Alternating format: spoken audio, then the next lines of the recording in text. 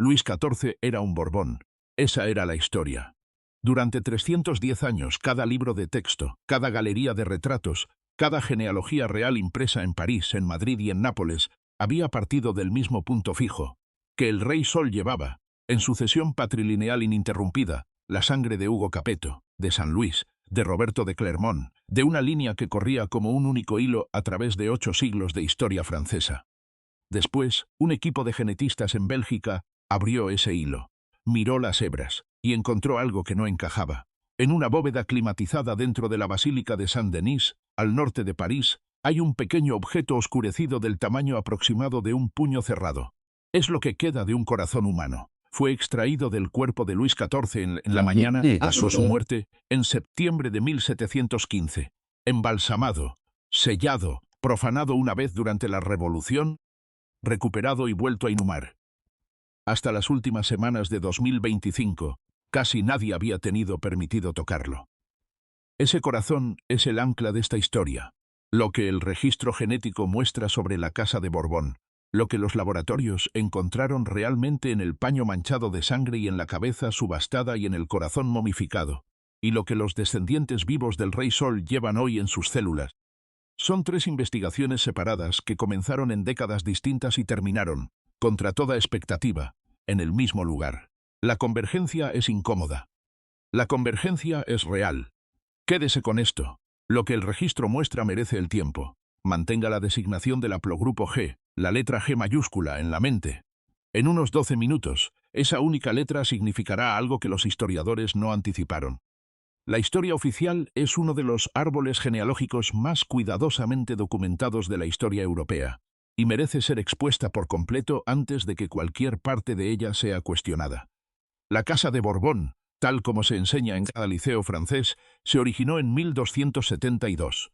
En ese año, Roberto, el sexto y más joven hijo del rey Luis IX, el mismo Luis que sería canonizado como San Luis, se casó con una joven heredera llamada Beatriz, que llevaba como dote el señorío de Borbón.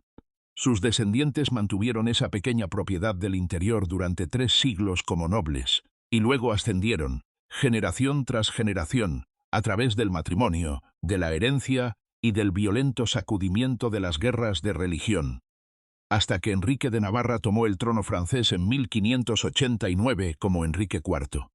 De Enrique descendió Luis XIII. De Luis XIII descendió Luis XIV, el Rey Sol, el monarca de reinado más largo en la historia europea. De él, a su vez, descendieron Luis XV y Luis XVI. La cadena patrilineal, que se extendía hasta San Luis y a través de él hasta Hugo Capeto en el siglo X, era tratada como uno de los hechos más seguros de la historia dinástica occidental. Era el patrón oro de la genealogía europea. Ese patrón oro había sido puesto a prueba solo 2 veces. La primera grieta apareció en 2010, cuando un patólogo francés llamado Philippe Charlier anunció que había identificado una cabeza momificada, vendida en una subasta parisina un siglo antes y conservada en una colección privada, como perteneciente al propio Enrique IV. Charlier y su equipo utilizaron antropología, radiología y una pequeña extracción de ADN. La conclusión fue publicada en el British Medical Journal. La prensa la trató como una reliquia nacional recuperada. La segunda grieta apareció casi inmediatamente después. Un equipo distinto examinó un pañuelo encerrado en una calabaza, supuestamente mojado en la sangre de Luis XVI al pie de la guillotina en 1793. Secuenciaron un perfil parcial del cromosoma y lo compararon con el de la cabeza. Los perfiles coincidían en líneas generales. 2 reyes franceses, separados por 7 generaciones de padres e hijos, parecían haber sido reunidos químicamente. El caso parecía cerrado. Los periódicos de París publicaron la historia como un triunfo discreto de la historia forense. Entonces un genetista de 33 años en Lovaina, ocupado en algo completamente distinto, decidió revisar las cuentas. Su nombre era Martin Larmouchot, investigador postdoctoral vinculado a la Fundación de Investigación de Flandes y a la Universidad de Lovaina, en Bélgica. No estaba, en 2012, buscando reyes franceses. Había pasado años estudiando los eventos históricos de no paternidad, la frecuencia con la que las genealogías oficiales, a lo largo de siglos de registros parroquiales europeos, divergían de la paternidad biológica, Su especialidad era la genética del cromosoma y en linajes con larga trazabilidad. Casas nobles, familias monásticas, cualquiera que tuviera una descendencia masculina documentada que se extendiera 400 o 500 años atrás.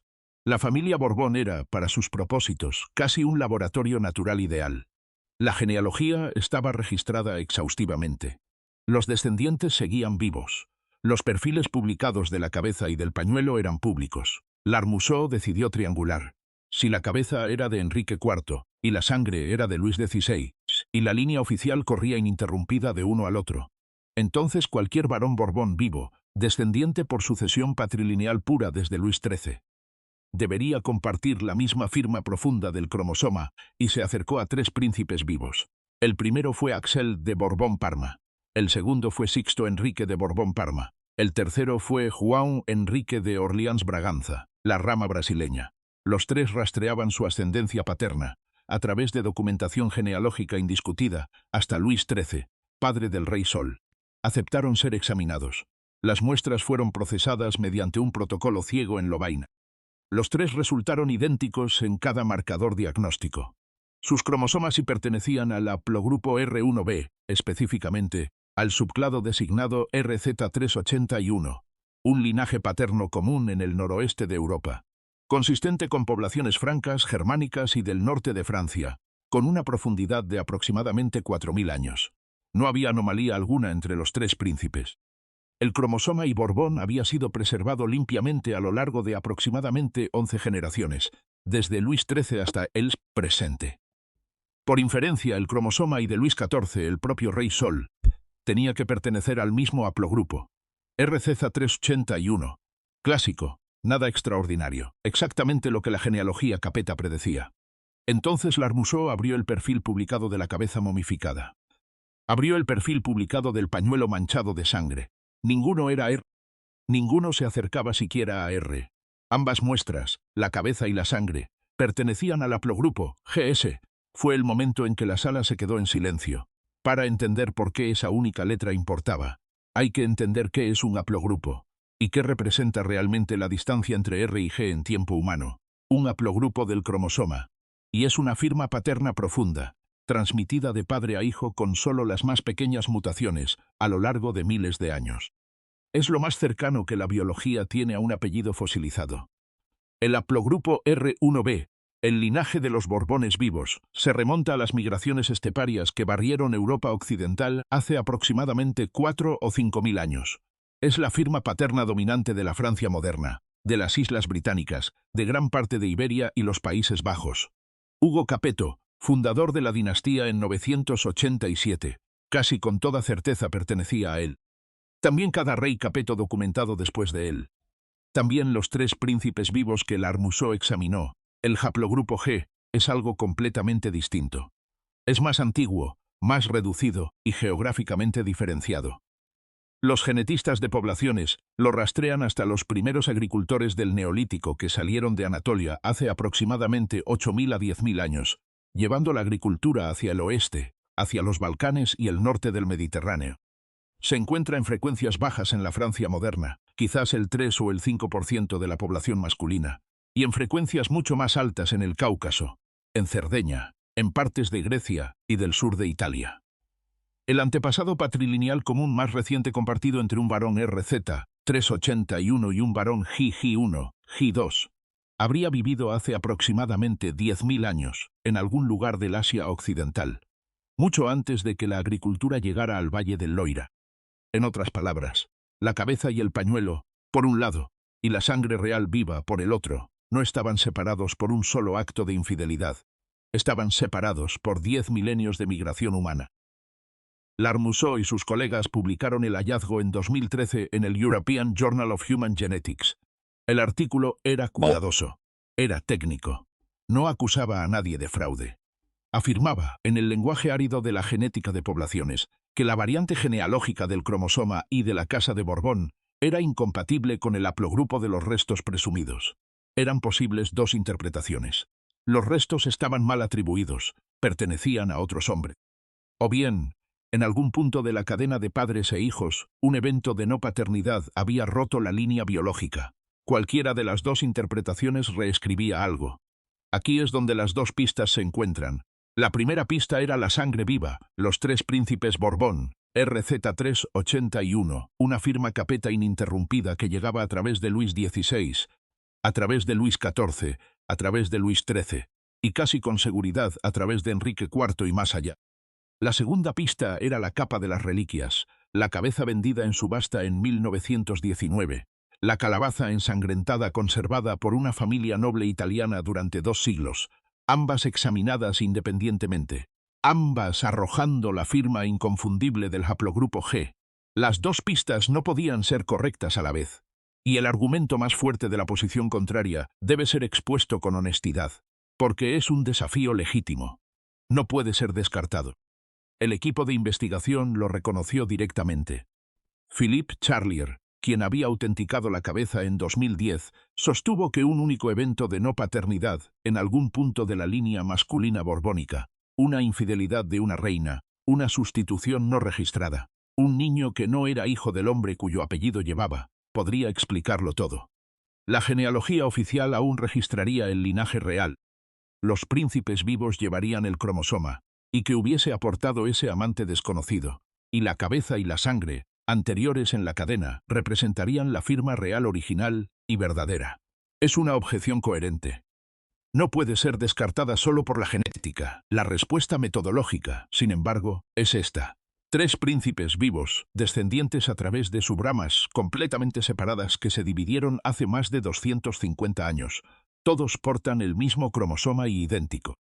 Para que la hipótesis de la no paternidad se sostuviera, la misma sustitución de haplogrupo habría tenido que ocurrir, por coincidencia, en la descendencia hacia cada uno de los 3 príncipes. O, alternativamente, la firma borbónica original era realmente RZ381, y la cabeza y la sangre simplemente no son lo que sus etiquetas afirman. La navaja de Occam cayó en la segunda dirección. Hay una capa más, y casi nadie fuera del laboratorio la ha citado. En diciembre de 2025, el propio Philippe Charlier, el mismo investigador cuya identificación de la cabeza había sido refutada, recibió permiso de los actuales pretendientes Borbón vivos, Juan de Orleans y Luis Alfonso de Borbón, para estudiar el corazón momificado de Luis XIV dentro de la Basílica de Saint-Denis. Los descendientes siguen aquí. La historia no está cerrada. Llegaremos a lo que el corazón reveló en la siguiente sección. El sistema que produjo esta confusión tiene un nombre y una fecha. El 16 de octubre de 1793, una delegación de revolucionarios entró en la Basílica de Saint-Denis, al norte de París, y comenzó a abrir las tumbas de los reyes franceses. Durante las 2 semanas siguientes, profanaron más de 40 sepulcros reales. Los cuerpos que habían sido embalsamados durante siglos fueron extraídos, despojados de sus ataúdes de plomo, y arrojados a una fosa común cavada detrás de la iglesia. Se informó que el cuerpo de Enrique IV fue exhibido en posición vertical durante varios días. El ataúd de Luis XIV fue abierto. Su corazón preservado retirado de su relicario de plata y, según relatos del siglo XIX, vendido a un pintor inglés que usaba momia en polvo como pigmento. Otras reliquias fueron tomadas como recuerdos. Algunas fueron vendidas. Algunas desaparecieron en manos privadas y resurgieron, décadas después, en casas de subastas de París y Londres, sin más procedencia que la palabra de un vendedor. Este es el sistema. El registro histórico no fue borrado por ignorancia.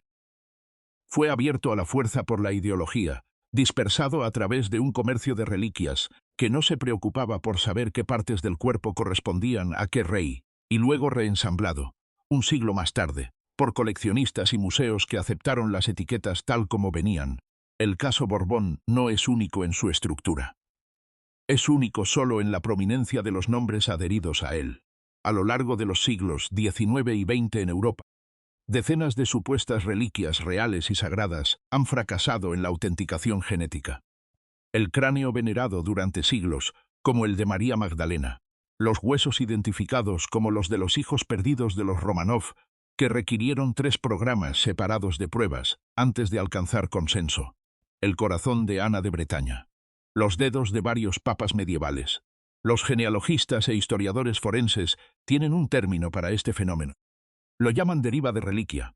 el lento desprendimiento de un objeto físico respecto del nombre alguna vez asignado a él, acelerado por la ruptura política, el incentivo del mercado y la necesidad humana de creer que el pasado aún se puede tocar. Los descendientes no son abstracciones. Juan de Orleans, el actual pretendiente orleanista al trono francés, y Luis Alfonso de Borbón, duque de Anjou y pretendiente capeto principal, ambos portan hoy en sus células la firma RZ381. Están vivos. Autorizaron el estudio del corazón. El linaje del Rey Sol no es un artefacto histórico. Camina que el estudio paleoproteómico de diciembre de 2025 encontró en el pequeño corazón oscurecido, dentro de la Basílica Saint-Denis, no era, al final, una cuestión de ascendencia. El equipo dirigido por Philippe Charlier, trabajando con el consentimiento de los dos descendientes Borbón vivos, recuperó proteínas y residuos del tejido que rodeaba el corazón y concluyó que Luis XIV probablemente no murió de gangrena, como habían registrado los médicos de la corte, sino de una infección cutánea crónica, y en aquel entonces aún no descrita llamada cromoblastomicosis, que había avanzado a través de su torrente sanguíneo en las últimas 2 semanas de su vida. Había sufrido, en agonía, durante 14 días.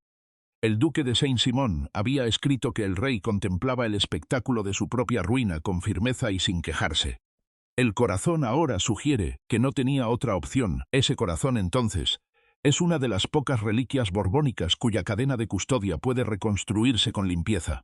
Extraído en 1715. Profanado en 1793. Recuperado. Vuelto a inhumar. Examinado bajo protocolo sellado 310 años después de la muerte del rey, en presencia de su heredero patrilineal directo, sus logros personales siguen siendo lo que fueron. La codificación de la administración civil francesa. La reorganización de la diplomacia europea en torno al Tratado de los Pirineos y la Paz de Nimega. La Academia Francesa. Versalles. El reinado que definió lo que podía ser una monarquía absoluta, para bien y para mal, a lo largo de 72 años y 4 meses. Nada de eso se altera por una secuencia de pares de bases. Lo que se altera es algo más callado. El rostro en el estante de la sala de subastas, la mancha parda sobre la tela bordada, las pequeñas reliquias que la Francia del siglo XIX trató como fragmentos del cuerpo sagrado del Estado. Pertenecían, con toda probabilidad, a otros hombres. Hombres cuyos nombres se han perdido. Hombres cuyos cromosomas, y se remontaban, a través de 10.000 años de padres e hijos, hasta los primeros agricultores que cruzaron desde Anatolia mucho antes de que existiera una Francia o un rey al que reinar. La sangre del Rey Sol era, al final, exactamente lo que su genealogía decía que era. La conmoción estaba en otro lugar. Estaba en las reliquias que Francia veneraba y que ya no podía nombrar. Estaba en la pregunta que el laboratorio no pudo responder. ¿De quién era entonces la cabeza? ¿De quién era la sangre sobre el paño?